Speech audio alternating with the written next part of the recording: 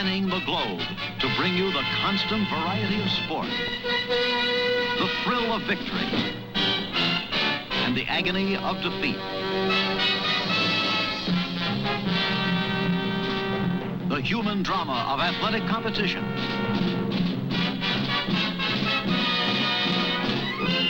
This is ABC's Wide World of Sports. This is Jim McKay. From the green fields of England to the Arizona desert, we'll take you today with another stop in a quiet billiard room in New York. You'll see the dangerous drama of the world's most famous steeplechase race, the Grand National. A tense battle for the American National Driving Championship in the final race of the U.S. Auto Club year, and the most famous of all living billiard players, Willie Mosconi. First, we return, as we have many times during the past 16 years, to the lush turf of Aintree and our commentator, Bill Fleming.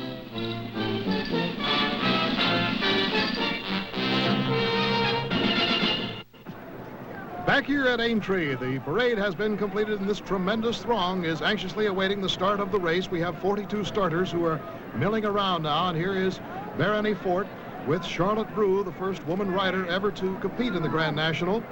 As we see her, she's very composed and relaxed. She has a great responsibility on her shoulders, not only in getting around, but hoping not in any way to intimidate the other horses or riders. There's a good look at the odds as Davy Ladd has eased to a slight favorite.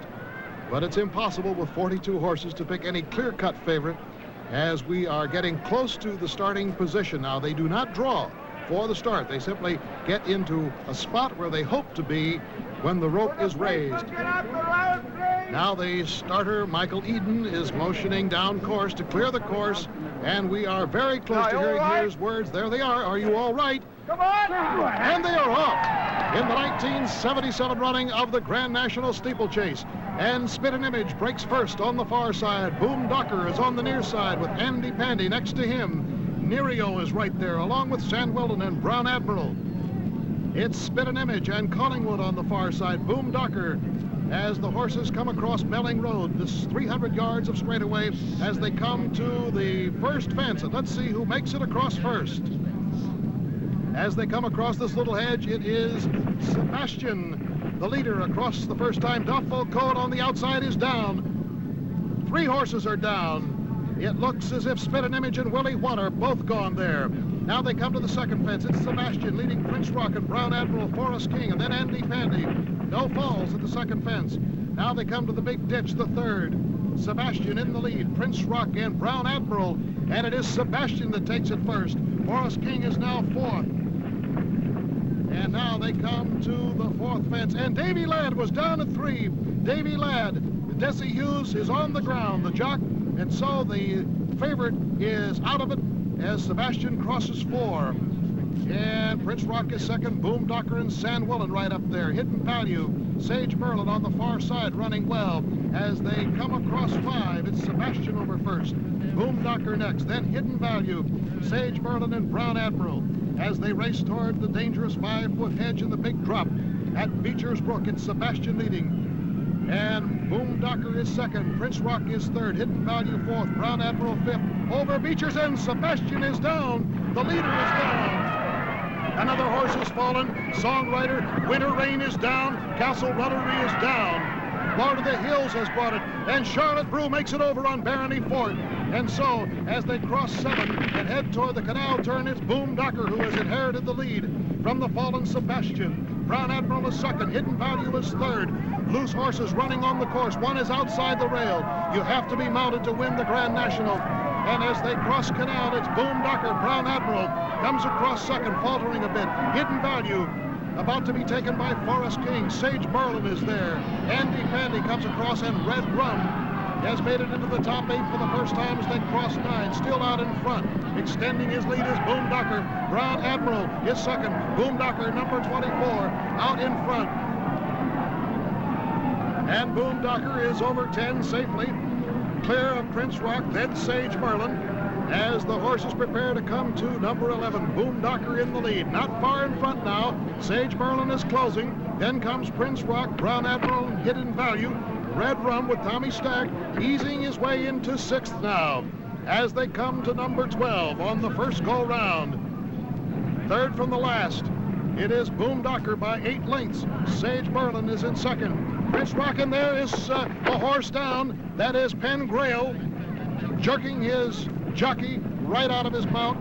Pen Grail is down at number 12. Red Rum and Andy Panley battling for 4th and 5th. Brown Admiral, Roman Barr, Forest King are all there.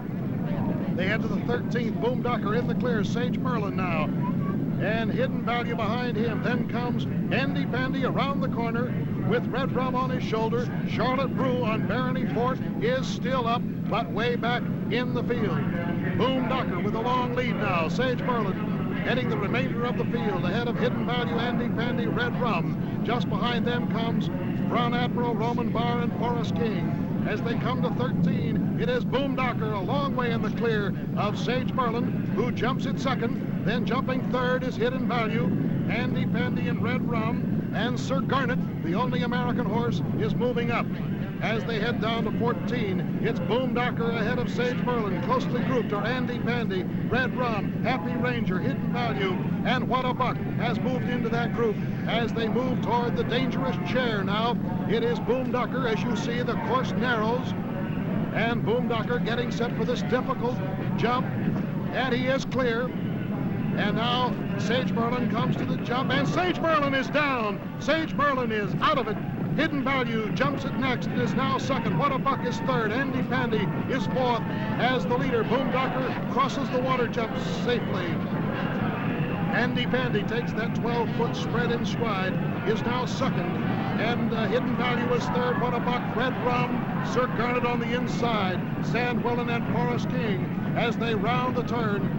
They have completed one circuit. Can you believe they still have 2 1/4 grueling miles to go? However, both the chair and the water jump are eliminated on the second go-round as Boom Docker crosses Belling Road. He comes to the 17th jump. This is the first jump on the second go-round, and he has a clear 17 or 18 length lead. He balks! Boom Docker has balked and refused the jump at 17. Boom Docker is out of it. That means that Andy Pandy will take over the lead with 13 jumps to go.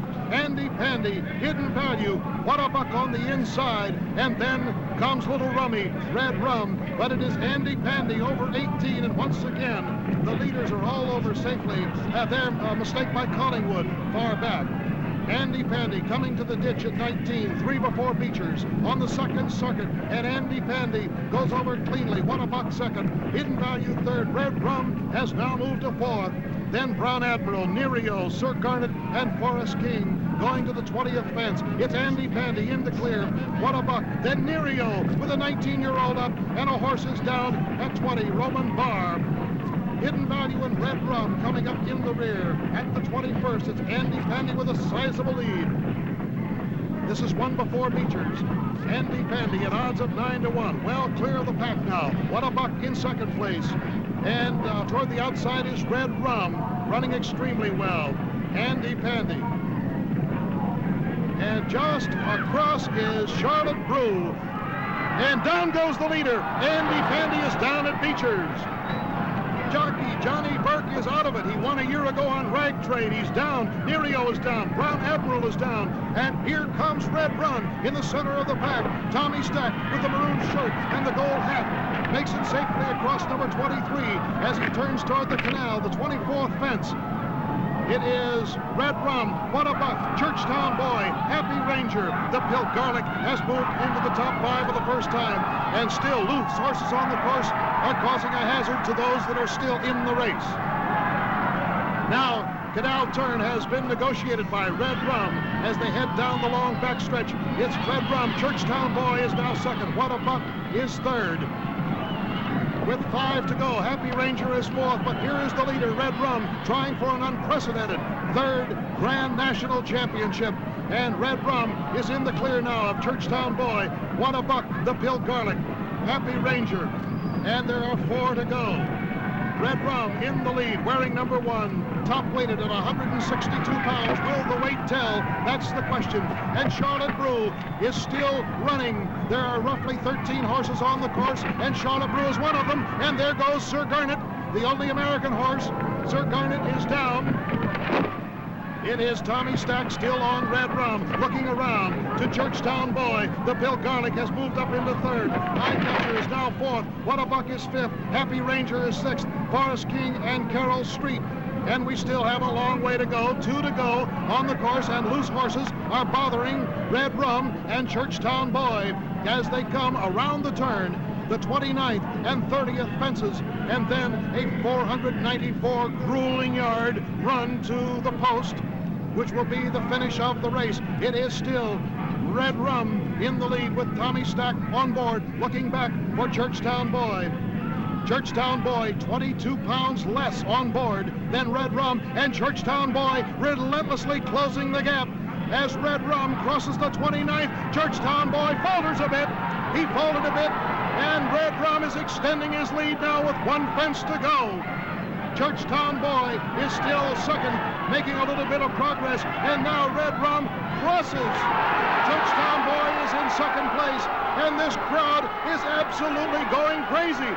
As Red Rum comes down the flat, he has 400 yards to go, chasing 2 loose horses who don't mean anything, but leading his way into the rope. It's Churchtown Boy following back a little bit farther, and it is Red Rum pounding down the home stretch, every thud of those hooves toward history. He will become the first horse ever to win the 3rd Grand National, and he does it, crossing the finish line.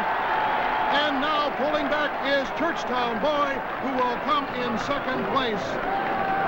What a great, courageous run by Red Rum, carrying that tremendous weight of 162 pounds down the home stretch.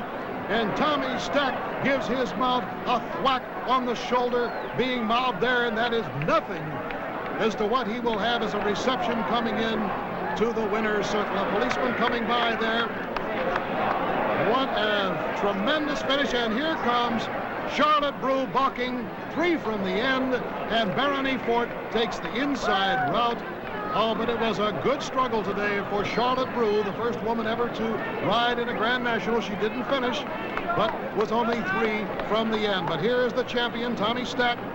Churchtown Boy was second, Eyecatcher third, the Bill Garlic finished in 4th, and Forest King was 5th. Red Rum, one of the wonder horses of all time, 3-time winner of a race many horses are never able even to finish. It'll be a long time before another like him appears at Aintree. Now from England to Arizona, Johnny Rutherford and Gordon Johncock locked in a battle for the U.S. Auto Club National Championship. This, the final race of the year. Rutherford leading by 220 points. The winner here, as you see, gets 300 points and so on down the line. Consider then the possibilities. If Johncock wins the race and gets 300 points, as you see, then Rutherford, by finishing 7th, can still take the title. Suppose, however, Johncock finishes 2nd in the race. Well, Rutherford can finish 11th and still win. If, however, Johncock finishes 3rd or worse, he has no chance at all for the national championship. Our commentators on the scene, again, Bill Fleming, and with him, Chris Economaki. The blue car in number 3 is Bobby Unser. Then right behind him in the red car is Gordon Johncock. And Johncock is going to challenge for the lead, and he is going to take the lead on the backstretch as Gordon Johncock moves into the number 1 spot. Bigelow is now 3rd, and Johnny Rutherford in car number 2 is 4th. You know, Chris, it doesn't seem to be too slippery out there. No, I think they brushed the sand off the groove.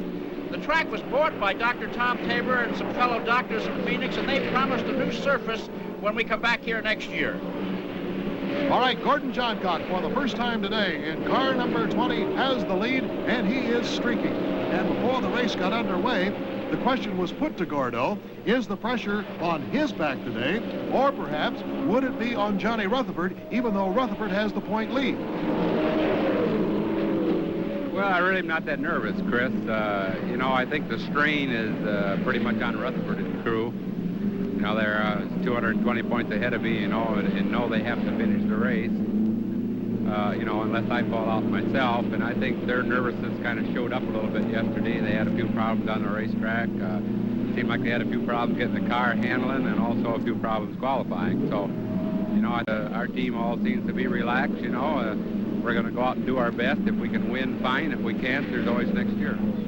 What he was referring to, Bill, was the fact that Johnny Rutherford spun during practice yesterday, which is a rare happening for this fellow. All right, let's give a quick rundown now of all the cars as we have Johncock in. Oh, we can't do it now because there's a car against the wall. It's Lloyd Ruby. And the yellow caution flag is out somehow between 1 and 2. And I didn't see it, Chris. Maybe you did a little more clearly. He just shot right across the track into the barrier. He's okay, but it is going to bring out the caution light as Lloyd Ruby. Okay, here they come. Yeah, that's Rutherford going into the turn. Now, you can see the smoke from Ruby's tires. This car is an American Motors V8 car, stock block, the only one of the race. It was the 5th fastest qualifier, and I have to believe that something went wrong with the car. Well, now we have Johncock slowing down, and it looks like he is going to pit. So that at least is going to move Rutherford up a little bit. The critical number for him, if Johncock wins the race, is he has to finish 7th or better to win the National Driving Crown. So we really still have 2 races going here today. The winner of the 150, of course, will take home a pretty good-sized purse, but also the National Driving Championship at stake. And there's Mario Andretti going up on the jacks. Mario currently running in 3rd place, and Johncock is out very quickly. And Al Unser takes the lead, Bill, and this is surprising because he's driving his backup car. He blew the engine on his regular car yesterday. He started in 10th place, and here he is out front. His car, a Cosworth engine Parnelli, and there it is. His new V8 engine from England, as used in Formula One, is said by many to be the engine of the future in USAC National Championship racing. So Al Unser, who was the 1970 USAC driving champion, is in the lead as he goes by. And Gordon Johncock is 2nd, and Rutherford has now moved up into 7th, and he's starting to smoke. He's starting to smoke down the main straightaway, Chris, and it looks like trouble. Oh, that's engine trouble of one sort or another. We wonder if it's an oil leak, he can keep going, but if it's more than that, he's in trouble and he's slowing down. This is trouble, and this could cost Johnny Rutherford the national championship. He's been in the lead in the points all year long. Everybody standing here anxiously looking at the car, and here he comes. And it looks like it's going to be all over for Johnny Rutherford this afternoon. Now, that doesn't give Johncock the title. He's still, look at him, hammer the wheel. He knows he's finished. Johncock still has to finish 2nd or better. So it puts a little bit of pressure on him, but for Johnny Rutherford, well, what can you say? You don't have to say anything, just look.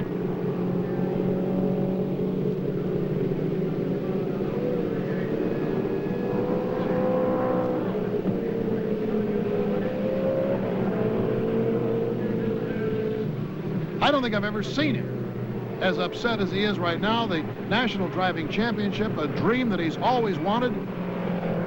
Chris, I know that you can't possibly get a word with him there. I know he doesn't want to talk to anybody until things cool down a bit.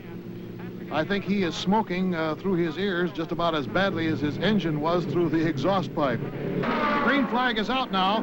The yellow had come out because of the oil spilled on the track by Rutherford's car. And so they are racing once again, and Johncock is staying right in there and running very hard. Although I must say this, as we watch him run, he has to feel a great deal of pressure on his shoulder.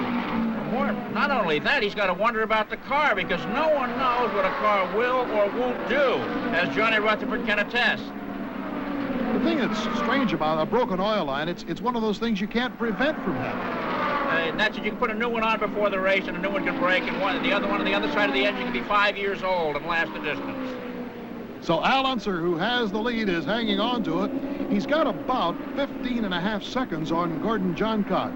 And Johncock has about 7.5 seconds on Mario Andretti. You can bet that Johnny Rutherford and all of his followers have never rooted harder for Mario Andretti in their lives.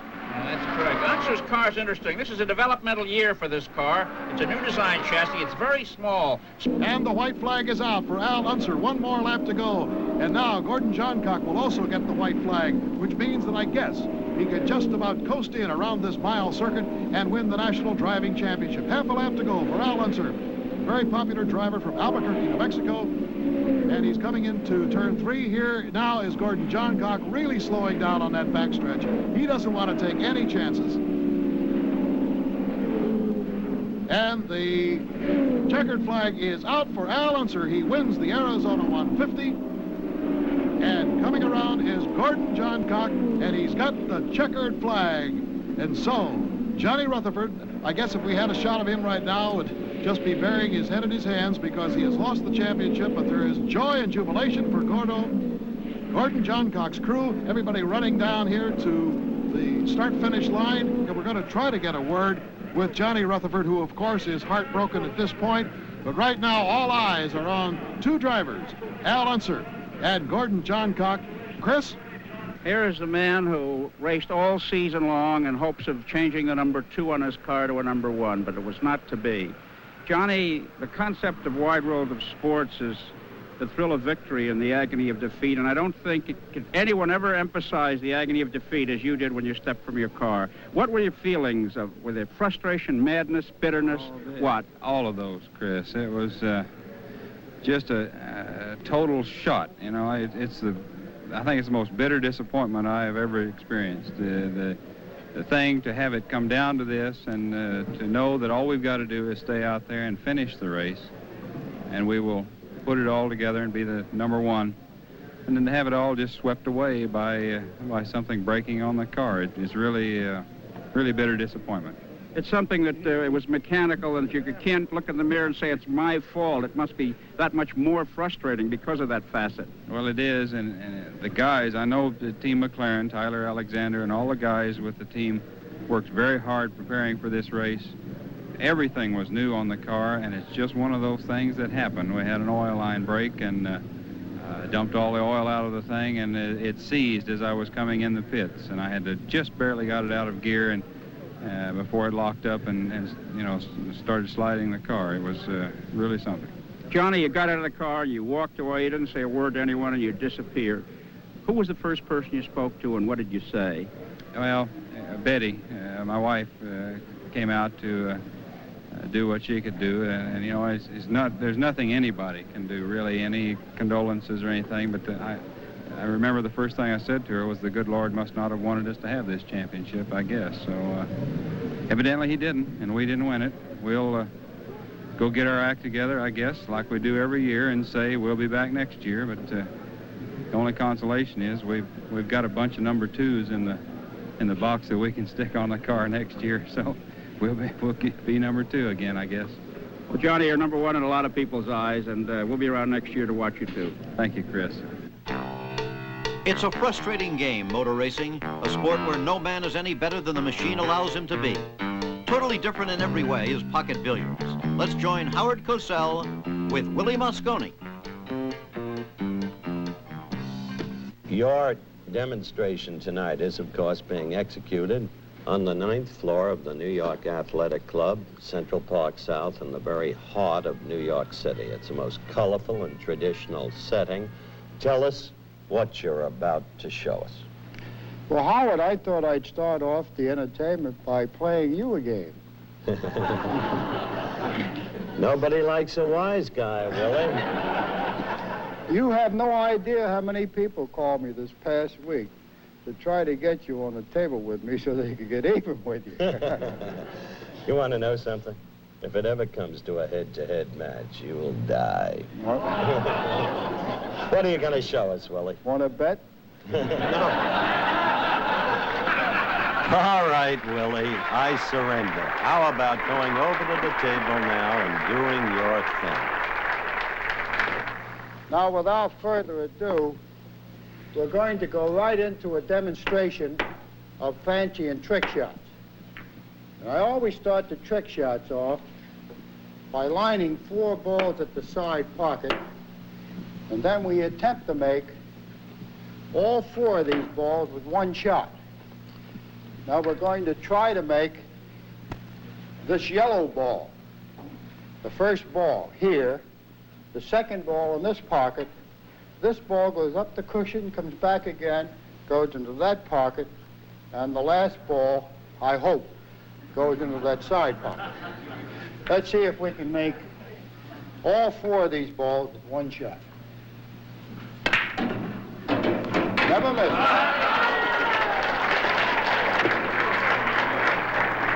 You know, when you travel like we do, you get kind of tired. And when you get tired, you look for shortcuts. I'm going to try to give you a demonstration, ladies and gentlemen, of a lazy man racking the balls up again, playing the one ball. The yellow ball back in the pack.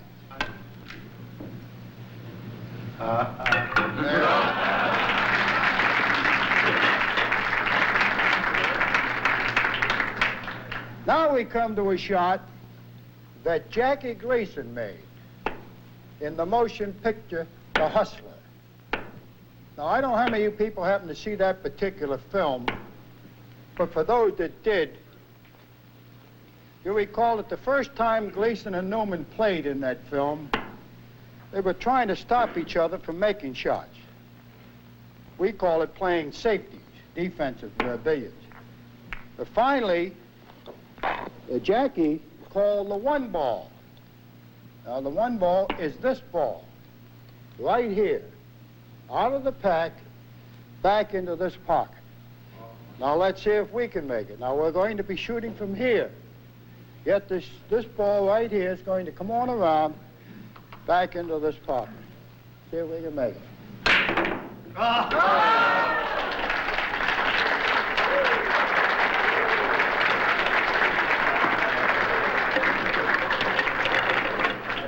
Now, that was the one that Gleason made. They played 2 different times in the film. We call it 2 different sessions. And the second time that they played, Gleason started the game off by breaking the ball. Now, the cue ball, the white ball, wound up down at the other end of the table.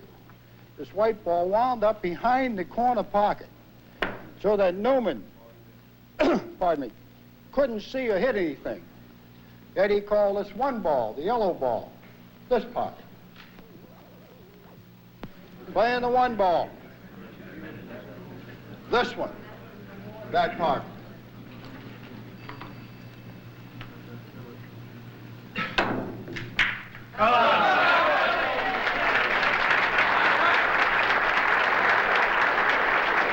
I'm going to play one more shot, ladies and gentlemen, and call it quits. Now, this next shot, ladies and gentlemen, has been played for many, many years. But most people like this shot, so I still play it. Now, this is one where you make a ball in the side pocket. This one goes here. This ball goes into the corner pocket. Now, you watch what happens to the cue ball. 3 in the side, the 13 ball in the corner. You watch what happens to the cue ball.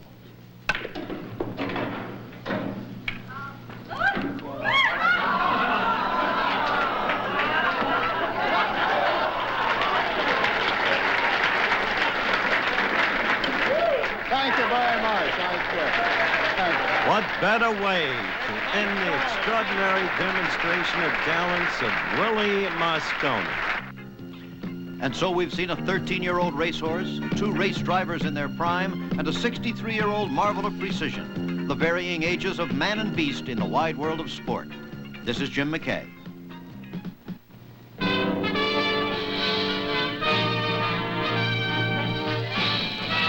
Spanning the globe to bring you the constant variety of sport, the thrill of victory, and the agony of defeat.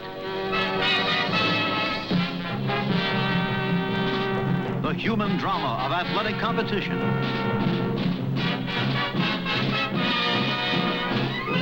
This has been ABC's Wide World of Sports.